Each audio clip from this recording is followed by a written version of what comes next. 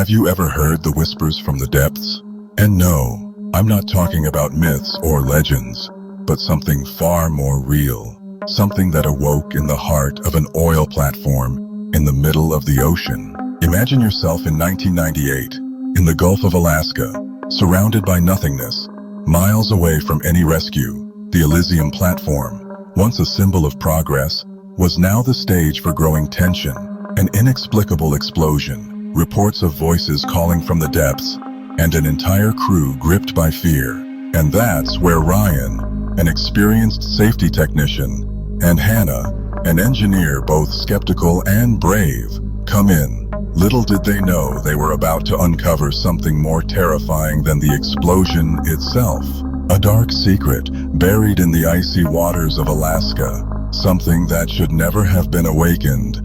I am Raven Shadowmere, and this is Midnight Mysteries, where we uncover the darkest and most chilling secrets. Today, we will tell the horror story of oil platforms that will make you think twice before looking out to sea. If you're new here, go ahead and like this video, subscribe, and hit the bell icon so you won't miss any dark mysteries like this one. Because today, you will discover that not everything lurking in the depths should be disturbed. But first, a warning. This story has a twist you won't believe at the end. Are you ready to embark on this journey? I'm not sure you'll want to know what Ryan and Hannah found. From the True Trucking Stories series. The biting wind of the Gulf of Alaska made my skin crawl as the Elysium platform slowly loomed ahead. The sight of the structure, with its large metal supports and exposed pipes, was for me a mix of fascination and apprehension. I, Ryan, a safety technician, had always been aware of the risks the oil industry posed, but nothing prepared me for the tense atmosphere that hung in the air. Beside me was Hannah, the engineer we were working with, and we exchanged nervous glances. It was our first day back on the Elysium after the explosion. As soon as we stepped onto the platform, the unease of the crew was palpable.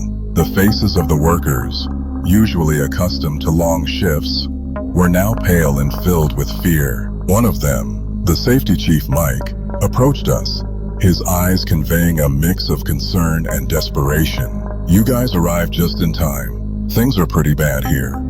He gestured toward the back of the platform where the explosion had caused significant damage. "We need to inspect the affected areas, but things aren't normal." "What do you mean by not normal?" I asked, trying to keep my composure. "Whispers, shadows. Some people are saying they've seen things." He hesitated, as if the words terrified him. "It's not just the explosion. It seems like something woke up down there." Hannah intertwined her fingers, clearly unsettled by the situation. "We need to check the damages, Ryan. If something is wrong, we can't ignore it." I followed her as the others dispersed, each coping with their own fear. The platform, now in ruins, felt more like a prison than a workplace. The metal structures creaked ominously, and the smell of burnt oil hung in the air. As we walked, Hannah let out a deep sigh. "Do you think the explosion was accidental?" she asked, her voice barely a whisper. "I don't know," I replied hesitantly, "but something tells me there's more to this accident than meets the eye." We headed toward the affected area, where the blast had damaged several pipes. While inspecting the wreckage, something glimmered amid the dirt. A diary. Curious. I picked it up and opened it. The pages were yellowed and filled with hasty notes. One entry caught my attention. "Strange rituals, warnings about what resides in the depths. We must not continue drilling. They are waking up." A chill ran down my spine. "Hannah, you need to see this," I called, holding up the diary. She approached and read the hastily scrawled lines. "This is disturbing, Ryan. What do you think he meant by, 'they are waking up'?" "I don't know, but I don't like it," I replied, closing the diary. The weight of it in my hands felt more than just paper and ink. It was a warning. Suddenly, a scream echoed across the platform, making our hearts race. We ran toward the sound, where a group of workers had gathered. They were whispering among themselves, their faces pale and scared. "What happened?" I asked, trying to make sense of the situation. "Oh, I heard voices," one of them said, trembling. "They were calling me." Hannah looked at me with an expression of alarm. "This can't just be stress, Ryan. Something is happening here." I tried to calm the crew down. "Relax, everyone. We need to investigate.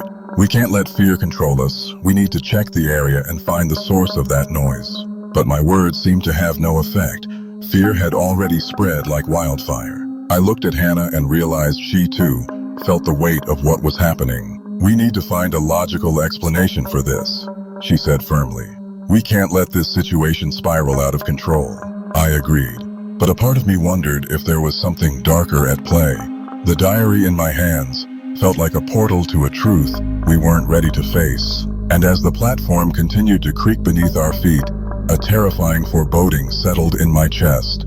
Whatever was in the depths was not content to remain dormant.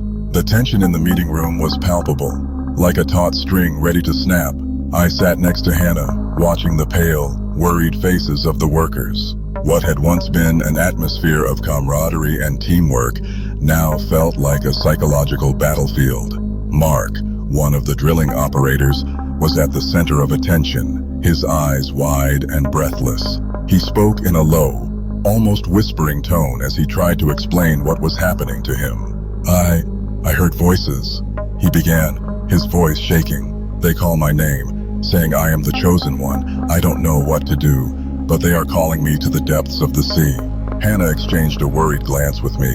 "Mark, you need to calm down. This might just be the stress of the situation. We're all under pressure here." She tried to console him, but the uncertainty in her voice betrayed her own anxiety. "It's not just that, Hannah. I feel something pulling me, something from the depths of the sea." He abruptly stood up, and the chair screeched against the floor. "We need to get out of here. We need to leave."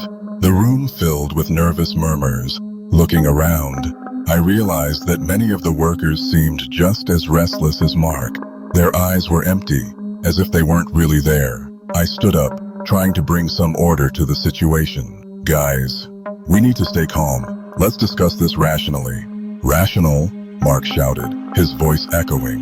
"You don't understand. There's no reason in what's happening here.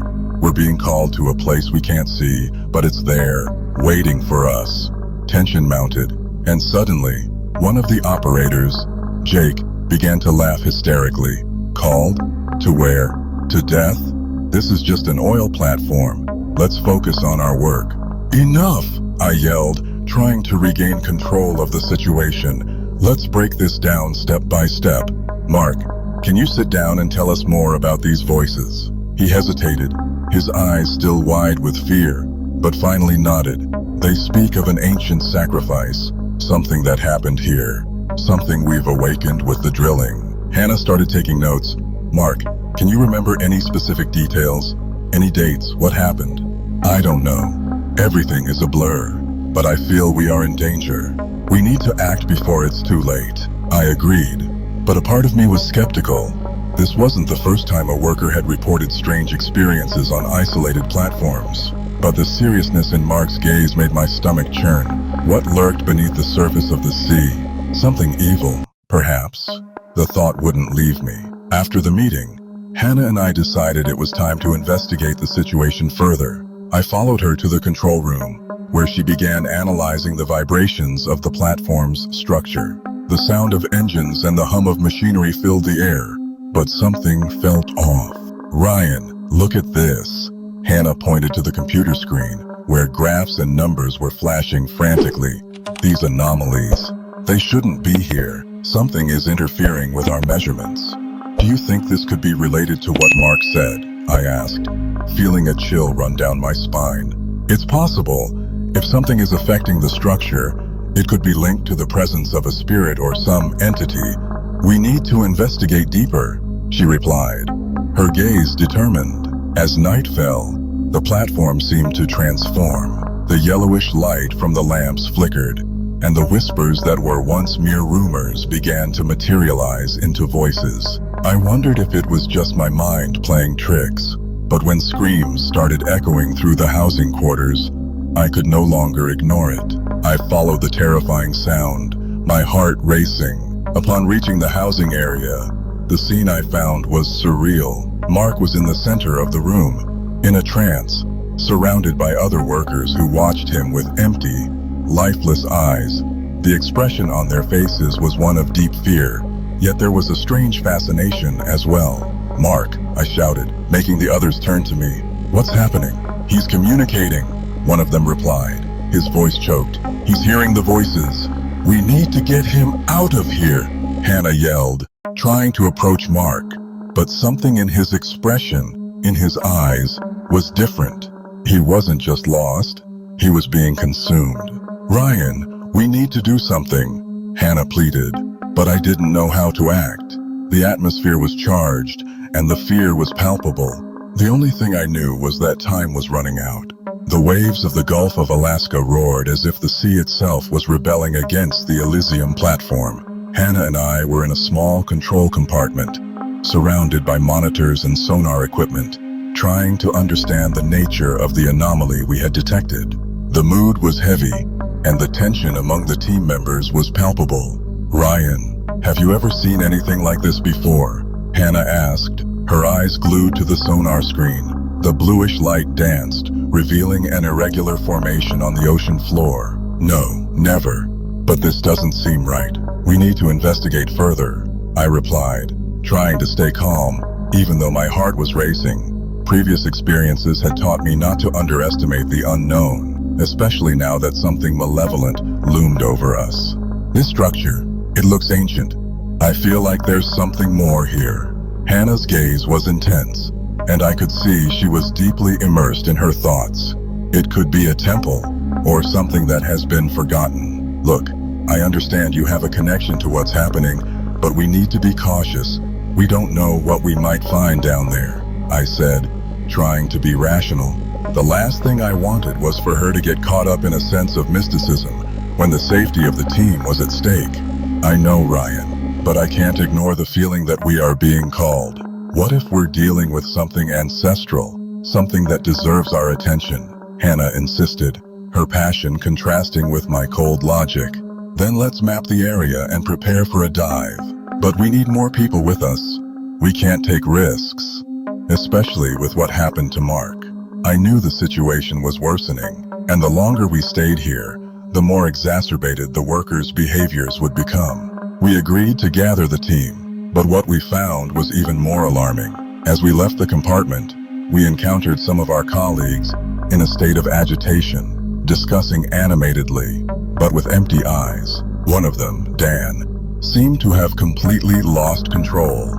"You don't understand. They are down there.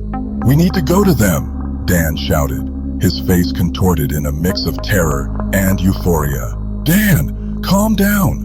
What are you saying?" I asked, trying to approach him, but he stepped back, as if possessed by a force he couldn't comprehend. "There's no time. They're waiting."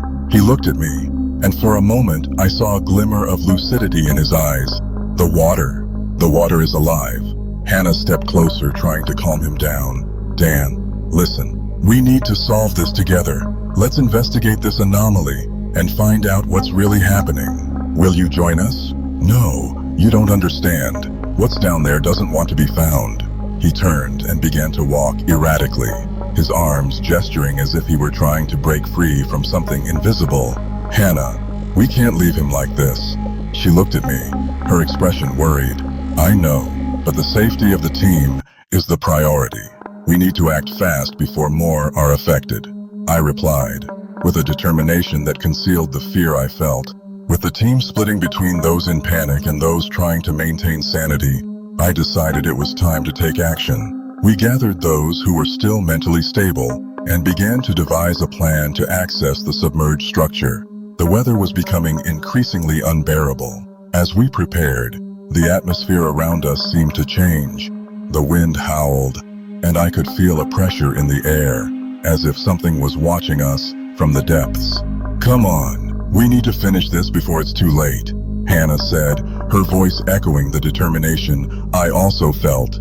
"Yes, together. We need to be ready for anything," I replied.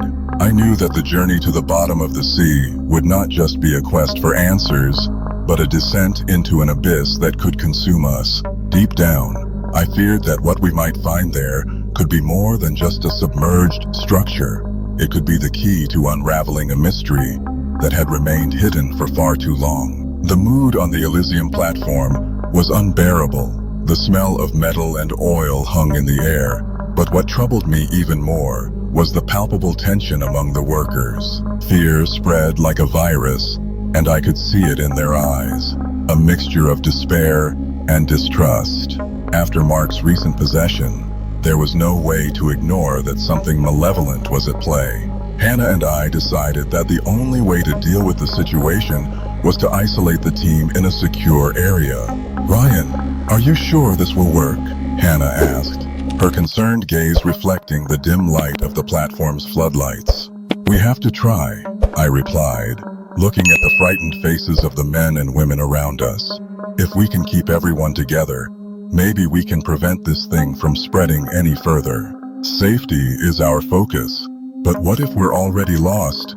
she questioned, her voice trembling slightly. I didn't have an answer for that. The truth was, as the minutes dragged on, I felt the possession spreading. The murmurs, the vacant stares, and the strange gestures began to form a symphony of terror. With each passing moment, more people seemed to lose control. "Come on, everyone, to the secure area," I shouted, trying to maintain order, but the reality was that even there, the tension was becoming unbearable. Once we managed to close the doors to the secure area, Hannah and I found ourselves in a corner, away from the workers' suspicious glances. "We need to find a quick solution," Hannah said. "The possession won't wait." "Did you see the diary Mark was carrying?" I asked, quickly recalling what I had read. He mentioned something about a ritual. "If we can find a way to appease this force, maybe we can save everyone." "Yes, but we need to know how to do that. We can't just improvise," she replied, her hands nervously intertwining. Hannah began to sift through the files we still had access to, and amidst the chaos, we found Mark's diary. "Here, look at this," she said, pointing to a passage that spoke of a ritual to appease spirits. "It seems we need an offering and some specific words." "Offering? What are we talking about?" I questioned. "It looks like there has to be some kind of symbolic sacrifice, something that represents the connection between the workers and the platform," she explained, her eyes shining with a mix of hope and apprehension. "This is madness, Hannah. What if it doesn't work? What if it makes everything worse?" I said, my voice choked with concern. "But what if it's our only chance?" She looked into my eyes, and for a moment, I felt that we had to take that risk. We began to organize what would be needed to perform the ritual. The environment was thick with uncertainty, and the atmosphere seemed to vibrate with a dark energy. "We need something that has deep meaning, something that connects the past to the present," Hannah murmured as she flipped through the diary. Our plans were interrupted by a deafening scream that echoed through the sector. The sound sliced through the air like a knife, and panic began to spread again. "What was that?" I asked, already getting up. "I don't know, but we can't let this stop us. Let's keep going," Hannah shouted, her tone firm and resolute. It was then that I realized that no matter what happened, Hannah was willing to fight. I took her hand, our fingers intertwined, a small symbol of strength amidst the chaos. "Let's do this together," I said, determined not to let her face this alone. As we prepared, the platform's floor began to tremble slightly, as if the very structure was reacting to the presence of the malevolent spirit. I recalled the stories I had heard about the souls of workers who had died due to the relentless exploitation of oil. The weight of the past seemed to manifest in our reality now. "Ryan, do you feel that?" Hannah asked, her gaze fixed on the floor. With each tremor, it felt as though the platform was trying to warn us. "Yes, it's like we're being watched," I replied, a chill running down my spine. "We need to perform the ritual before it's too late," she said, and I knew there was no time to waste. The voices that had once seemed like whispers were now turning into screams, and the malevolent presence was closing in. With the diary in hand, we prepared to face whatever was waiting for us. The future of our team, and possibly our lives, depended on it. The atmosphere on the Elysium platform was unbearable, as if the air was charged with static electricity, and the tension was palpable. I looked at Hannah and saw her face reflecting the same fear I felt. What had once been a workplace had now transformed into a battlefield, where colleagues became strangers, dominated by a force that no one could understand. "Ryan, we have to do something," Hannah exclaimed, her voice almost a whisper amidst the screams and the sounds of struggle that echoed around us. "If we can't control this situation, it will be the end for all of us." "I know, Hannah, but Mark's diary, it talks about a ritual that could help." "We need to hurry," I replied, trying to keep calm in the chaos. My heart raced in my chest, and adrenaline surged through my veins. We focused our efforts on finding a safe space, away from the frenzy that spread like wildfire. The noise of furniture being overturned and cries of despair filled the air. When we found a room that seemed intact, we locked the door behind us. I looked at the faces of the workers who were there, and the vacant expressions in their eyes sent chills through me. They weren't just scared, they were lost, possessed. "Let's focus on what we can do now," said Hannah, taking the diary from my hands. "Here, he mentions some specific instructions. If we can perform the ritual correctly, we might be able to appease the entity. And what if it doesn't work? What if it only makes her even angrier?" I asked, my mind in turmoil. "We have no other choice, Ryan. If we don't try, we'll all be dead or lost forever," she replied with a determination that made me admire her courage. With the diary open before us, we began to read the instructions. The ritual called for simple, yet significant elements: a bit of sea salt, seawater, and an object that represented the connection to the spirit. The items we found in the room were scarce, but we managed to gather what we needed: the salt, left over from a snack, and a cup we could fill with seawater from a bottle someone had left behind. The object, however, was more complicated. "Maybe a drilling tool," I suggested, recalling the drills that were always on hand. "It's what brought the destruction. It's what the spirit wants." "Yes, but it's also part of our history here. We need to show that we understand what we did," Hannah said, her gaze firm. "Let's do this." We began to arrange the items in a circle, following the instructions from the diary. The environment around us seemed to vibrate with the energy of the platform, and sometimes we heard whispers, as if something was watching us, ready to strike. When we finally prepared to start the ritual, the door was slammed with force, and screams from one of the workers echoed. "They're coming!" I shouted, adrenaline coursing through me. "Hurry, Hannah! Focus! We have to start," she insisted, her voice strong amid the panic. With trembling hands, I picked up the drilling tool and placed it in the center of the circle we had formed. This tool symbolizes what was lost and the pain we caused. "May we find a path to peace," I began to recite, trying to remember the words of the ritual. Hannah followed with an invocation that sounded ancient, her words echoing in the room as the platform trembled beneath our feet. We felt the malevolent force growing, as if it was gathering around us. "Don't stop, keep going," she shouted, her voice nearly drowned out by the external clamor. The screams of the workers intensified, a mix of anguish and anger enveloping us. I looked at Hannah and saw that she was beginning to enter a trance, her eyes shining with a strange light. "Hannah, no! Stay in control," I pleaded, but it was as if she was in another place, connected to something much greater than us. Then, amidst the chaos, a vision struck me like lightning. I saw the spirit, a tormented shadow shrouded in dark, murky mist. It wasn't just a force of vengeance.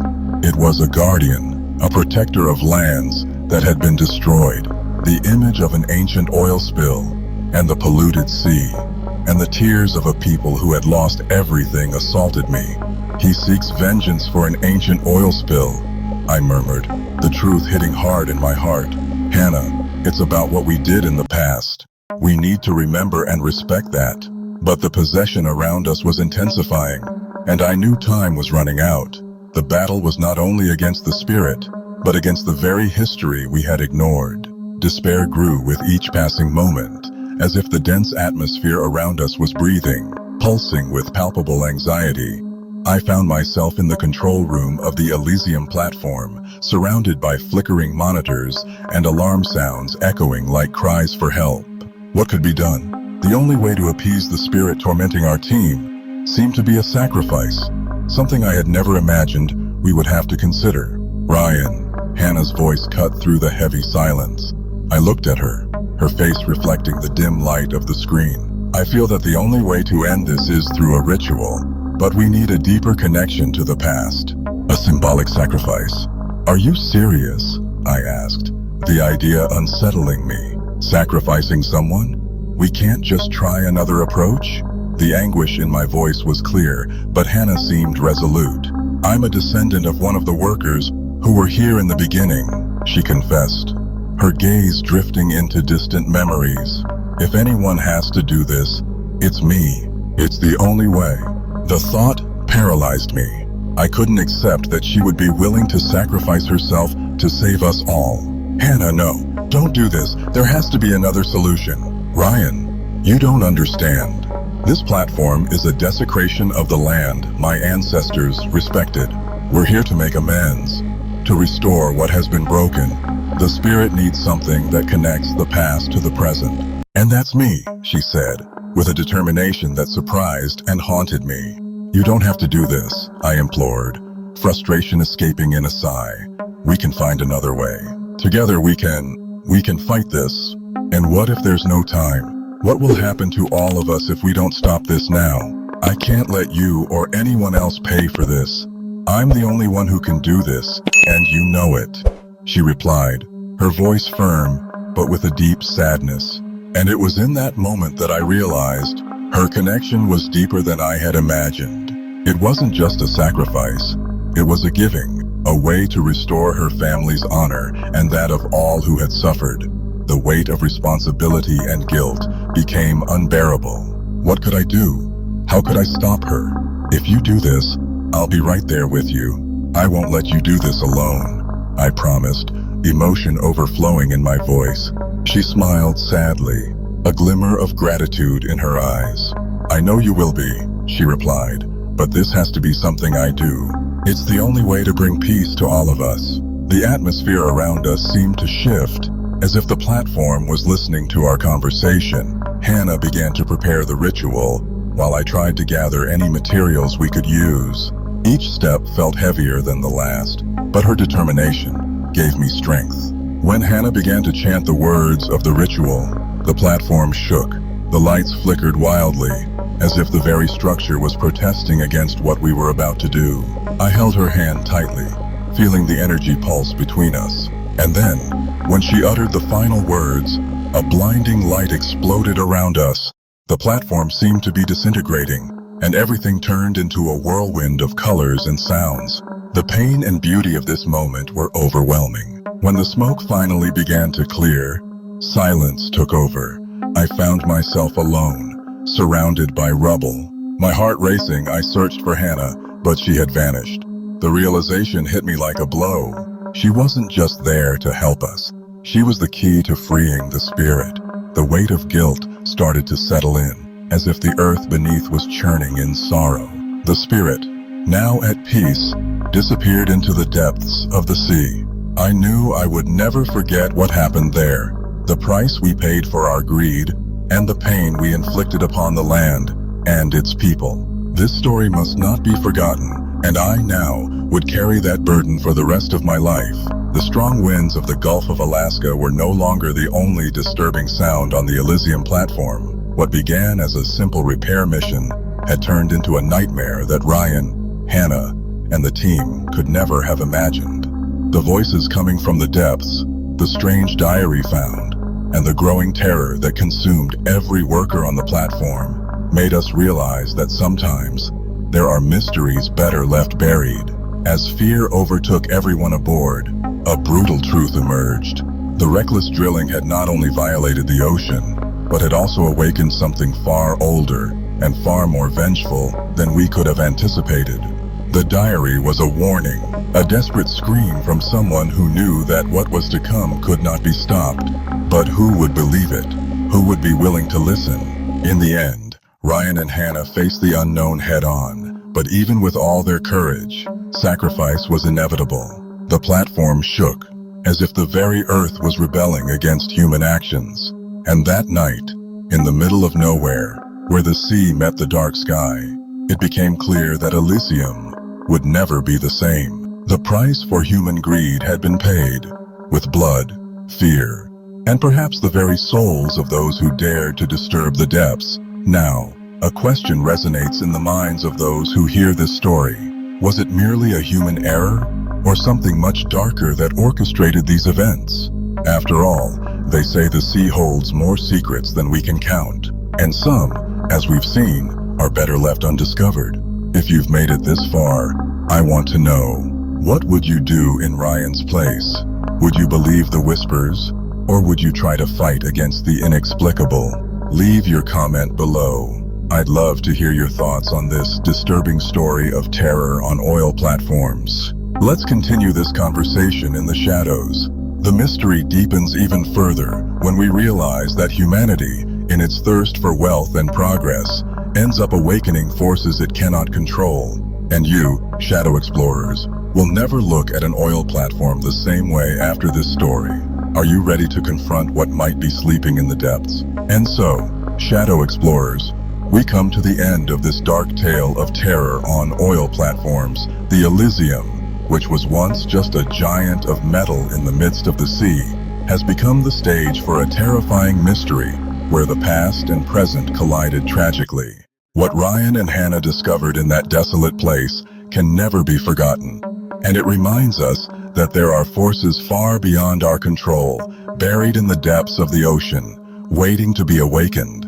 If you enjoyed this story and want more mysteries like this one, don't forget to subscribe to the channel, hit the notification bell, and of course, leave that like.